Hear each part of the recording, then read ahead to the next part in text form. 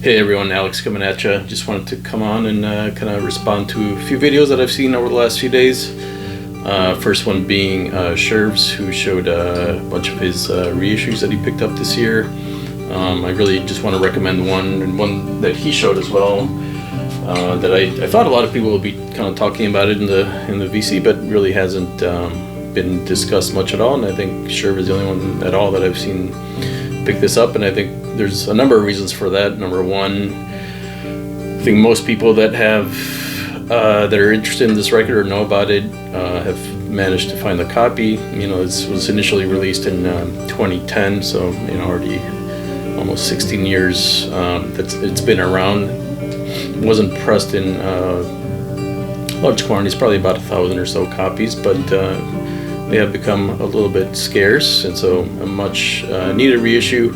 So this is Phil Coren, one of the founders of the AACM, and a member of Sun Ra's band back in early days in Chicago. Kind of split up from Sun Ra after Sun Ra left Chicago, and did his own thing.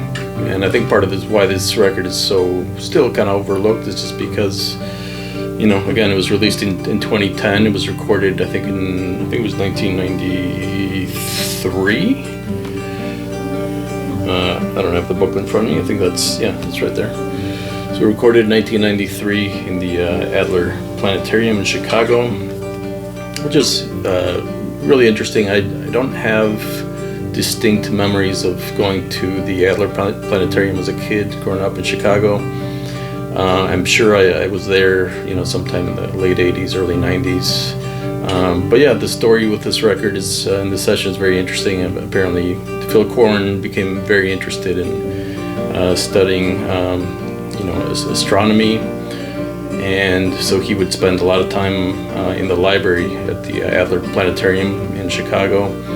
And eventually they commissioned music for him to play at the planetarium live. There's a fantastic photo of the performance, and so this is a live recording of that performance. One of my favorite jazz records of all time, and I think very unique in the fact that there's no drums here.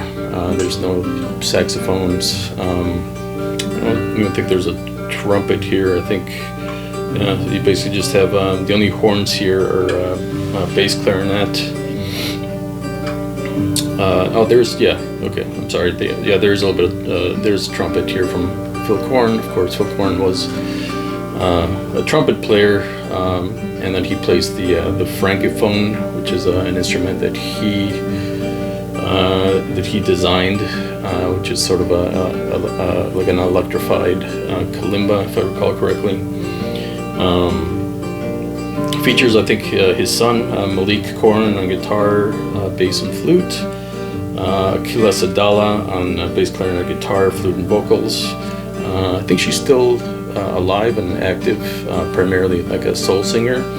And then I think Oscar Brown III is maybe one of the other players that recorded before this. I think he played a little bit with Sun Ra in the 70s, but actually died in a car accident like a few years after this recording. The other two players, Giuseppe Marie Verna, unknown to me, playing the harp, trombone, and flute. So it's 1, 2, 3. So it's like a quintet of players.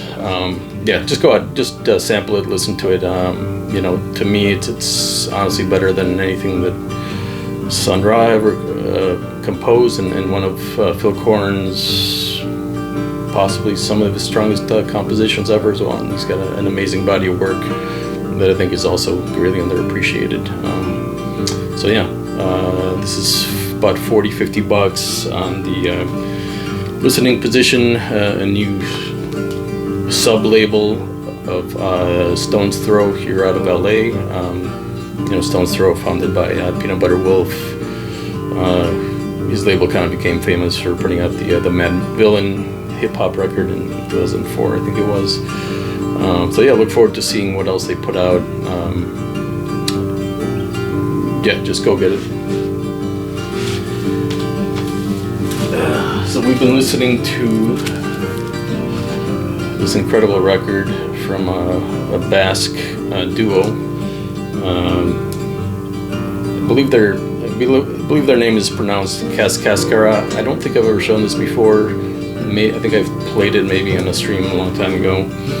It's from 2002, and this is sort of in response to Dom's recent Broken Folk video that he just put out.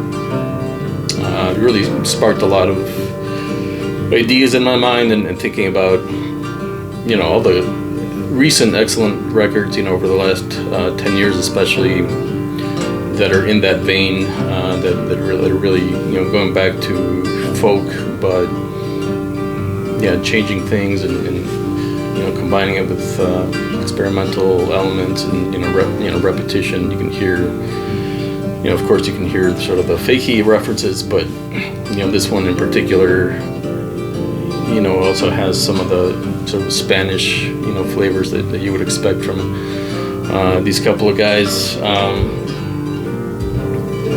Of course, I forgot the names of the duo here from of this group. I think Fernando something is one of them, and Inicio or Ignacio, I can't remember. Anyway, I'll leave a link. So yeah, again, 2002. Yeah, if you like what you hear, this really cool postcard. I don't know if that's not them. It might be. I don't know if that's the duo's parents or something like that. But yeah, again, yeah, if you like what you hear, check it out. They've put out 2 separate editions of 300 of these. I think it's a UK label that put them out, so not the easiest thing to find in the US, but if you're patient, you know, you should be able to find it.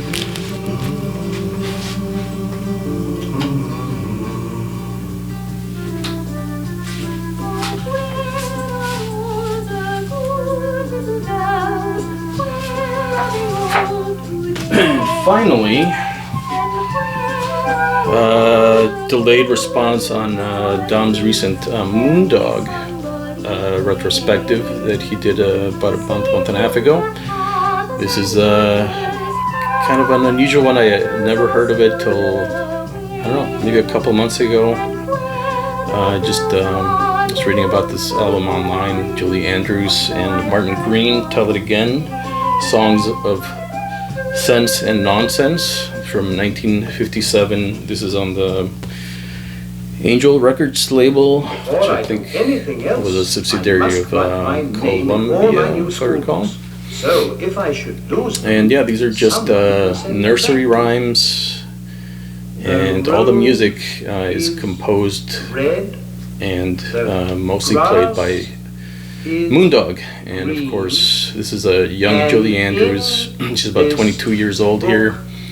Martin Green was another, yeah, pretty famous English actor, comedian, singer. And yeah, so I think they were mostly, both of these, you know, Julie Andrews and Martin Green, known primarily for their stage work up to this point. Of course, you know, Julie Andrews would become a superstar in the 60s, you know, with Sound of Music, and yeah, the other Disney movie, Mary Poppins. But yeah, of course, you can hear all the Moondog trademarks. Yeah, Julie Andrews, I mean, of course, a fantastic voice. So yeah, it really, I mean, I thought this would be a novelty record. I bought this pretty cheaply. But yeah, I really, you know, I think the compositions work very well. I think the vocals, and of course the playfulness and everything else works very well with nursery rhymes. Here's the inserts. Insert has all of the. And yeah, these are, you know, well-known nursery rhymes. I don't know if they're like modified at all, but what are some of the ones on here? We got, what does it say on here? It's all very well for you to talk of play. When you have to study the things that I do, yeah, I don't know. You can look it up, it's but not quite so simple. yeah. Now, take arithmetic. If you see this around, definitely pick it up. You know, again, the compositions are 100%. Moondog, there's a flute player here, Julius Baker, and then percussion played by Moondog. So we'll see. This could be my last video for the year. So if I don't see you again, hope everybody has a good end of the year, and maybe we'll see you next year. Otherwise, if I have a little bit of time, maybe I'll do something else. We'll see. Take care, everyone.